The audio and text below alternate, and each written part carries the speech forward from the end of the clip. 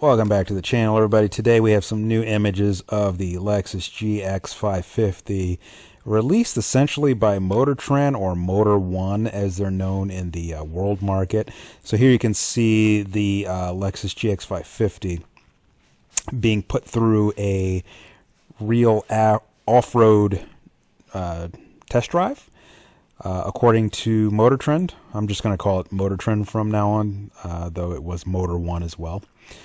But basically, this is a controlled course in Japan. So you're going to see a lot of familiar type of terrain here. But let's look at the vehicle. This is the, of course, upcoming Lexus GX550. As we see here, the first thing that Toyota is going to ask their test drivers to do. Let's go back here. First thing they're going to ask people to do is to get this thing articulated. So if we look here, we can see that we have lots and lots of articulation going on the rear in particular. Now this is nothing new for people who are familiar with the Lexus GX 460 or 470 or the Toyota 4Runner. But people not familiar to the Lexus GX may not realize that this is not some sort of crossover. This is the real deal. It's a Land Cruiser Prado. And you're going to get massive articulation here, which is what you see in this image here. This rear wheel is dropping down into this rut. And the distance between the top of the tire here and the wheel well here is showcasing that articulation. So this is why Toyota is going to make people drive this engineered course. So again, this is the vehicle is being test driven, and you can tell it is a prototype because it's got different colored body panels here. So we can see there's a white bumper. This is plastic, and the rest is metal. But it is a prototype, hence the different colored body panels. So let's talk about the bumper for a second. And the big problem with the previous Lexus GX460 was the silly front bumper. It hung way too low. The Lexus design language, as they call it, was way too radical, especially for an off-road oriented vehicle such as this.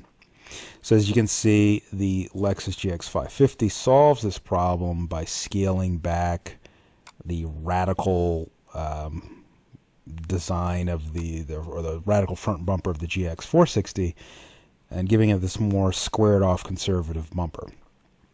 So your approach angle is going to be massively improved here. Of interest is the ability to easily snip away the bumper here. If we follow this line that I'm following here, this is all plastic here. The whole front bumper is plastic, but this is a nice easy line for you to snip off with whatever cutoff tool you want. Put some edge lock or edge trim on there, and you're going to immediately get 4, maybe 5, maybe more inches of clearance in the front there. This center section here that looks like a skid is not actually a skid. So this is not a skid here. This is simply plastic. The first skid starts under the front differential, which is in line with the axle here. So it's further back. So all this can be snipped off, if that makes any sense. Now we're going to talk about A-TRAC here in a minute as we look at some of these newer images, and we're actually going to see a video of A-TRAC being explained. So hang on to the end, don't go anywhere, because we're going to talk about A-TRAC, and specifically we're going to talk about this vehicle here that we're seeing, how it was test driven by a Motor Trend driver who was invited to this event. But more importantly, in the passenger seat is an engineer from Toyota/Lexus. And we're going to hear about a lot of interesting things about A-TRAC. So in the driver's seat is the Motor Trend guy. In the passenger seat is the engineer from Lexus/Toyota. So let's go through these images, and this will all fall into place here. So bear with me. We're having a casual time. If you're here for the first time, please remember to like comment, and subscribe, please, to the channel. So let's move along here, and we're going to see that indeed this is an engineered Lexus off-road course. So these automotive journalists are allowed to drive this vehicle, but in a controlled circumstance. So again, we can see the driver here and the engineer here.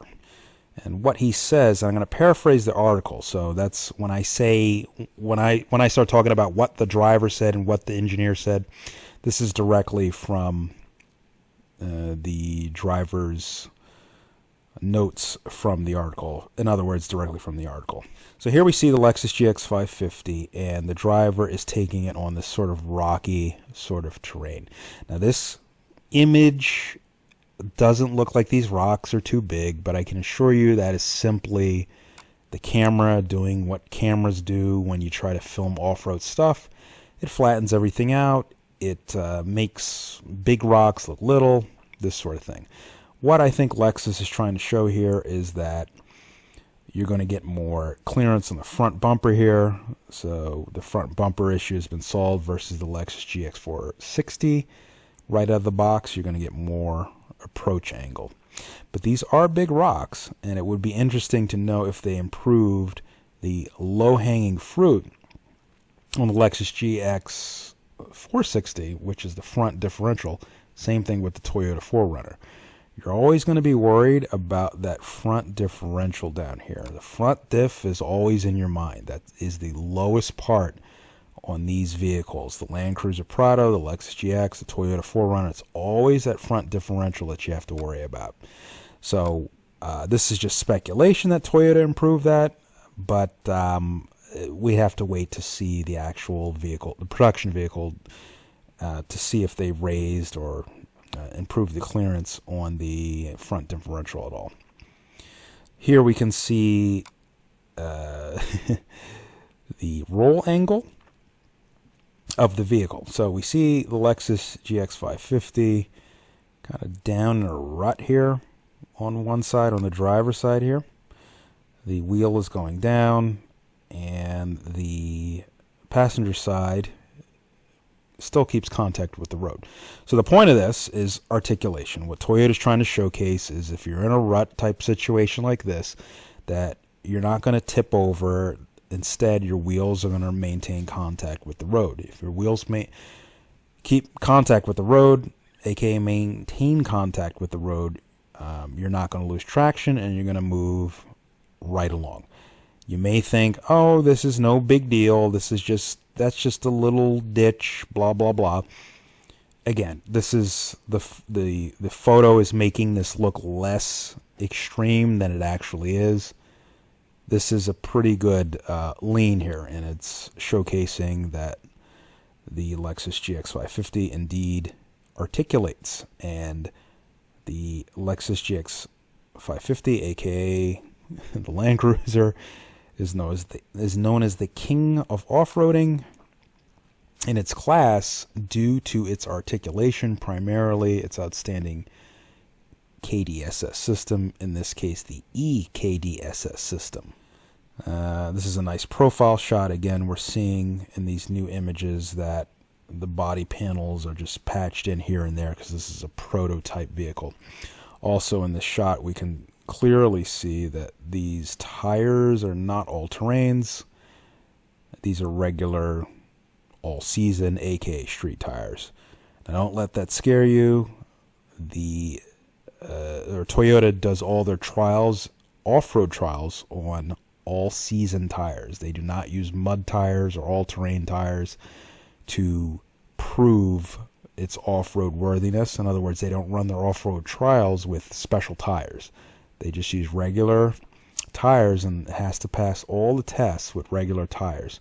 So I think that's what Lexus is trying to showcase here, that even on street tires, it's going to do all the off-road stuff. When we first took our Lexus GX460 off-road, we used the regular street tires, and it did absolutely phenomenal. It lived up to Toyota's testing standards of doing off-road stuff with street tires, if that makes any sense. All right, now here we see a classic example of what Lexus is trying to showcase here, which is the KDSS system, which is a sway bar disconnect. So if you didn't know already, EKDSS or KDSS is simply a front and rear sway bar disconnect. When you disconnect the sway bars, you get more articulation, which is how you get all this flex here. So notice the axle relative to the body. So look here. There's the rear differential, and I'm going to just follow the mouse here, and you can see a straight line going across. So the vehicle is nice and flat on the road surface itself relative to the body.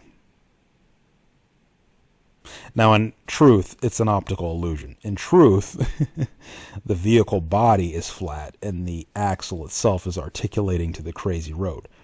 The point is, the articulation here is simply amazing, and that's why Toyota has this extreme type of course set up for this kind of photo op, for the picture you're seeing now. So you're seeing this flex picture to show off the articulation. It is indeed extreme articulation. That's what the Lexus GX is known for, and all of its prior iterations, with the star of the show being the sway bar disconnect system, EKDSS. It's a front and rear sway bar disconnect system.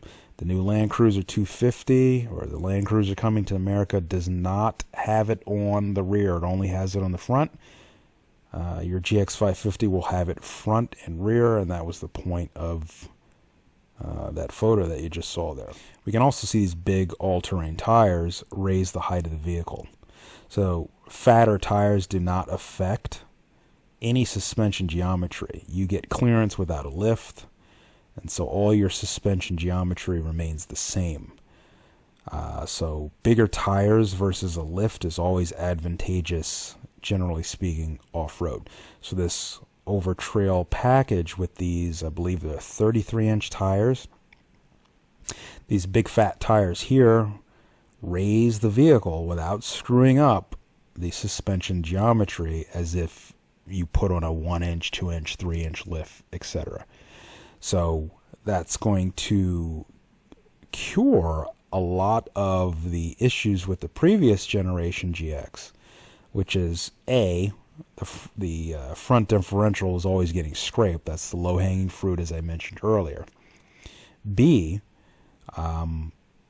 this is well known in the GX and 4Runner world, and that is when people wanted to put bigger tires on, it would interfere with the body. So we can safely presume that Toyota solved that issue because they're already putting fat tires on here for you, so we can assume that it doesn't rub or scrape the fenders or the body or anything like that. Previously, when you put on fat tires on a 4Runner or a Prado or a GX, it would rub and scrape. This thing comes with fat tires in its Overtrail edition, and you can rest assured that it's not going to rub or scrape or interfere. So in the article, the Motor Trend article, the driver mentioned that he wanted to turn on the rear locker. This GX550 Overtrail is equipped with a rear locker. The driver wanted to turn on the rear locker.